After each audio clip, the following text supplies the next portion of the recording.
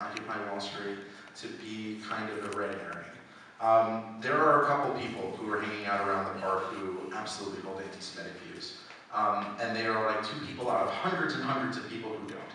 I slept in a sukkah in Zuccotti Park for a week, and the only people who had anything negative to say to me about being a Jew were 3 right-wing Jews who came up and screamed at me that I was an Obamacare socialist and a traitor to the Jewish people.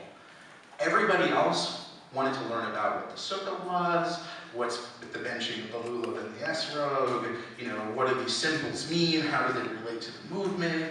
They were coming up and saying, thank you so much for being here and for bringing other people to join us. We want more, faith groups to come and be a part of this. And so I feel like, there's people who are, looking to defame the movement, who are showing up and finding the most fringe people they can find and sticking the microphones in their face and then saying, these people represent the movement. Whereas I don't really think that that's just or fair. But I will say that there is definitely a component of the community that feels very strongly about the Israeli-Palestinian conflict, and a segment of them who feel as though the issue of US support for Israel is integral to a conversation about the economy, and that as a social justice movement, that it should make official statements or pronouncements against the Israeli occupation of the Palestinian territories.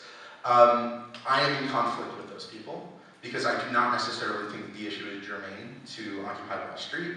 And it is a conflict that I am in the midst of right now, having just done an interview with this hardcore anti-Zionist blog, where I'm now being called a supporter of apartheid and genocide for having suggested that Israel has a right to exist and that Jews have a right to be there, and so on. And so it's really hairy. I don't think that these people represent the entire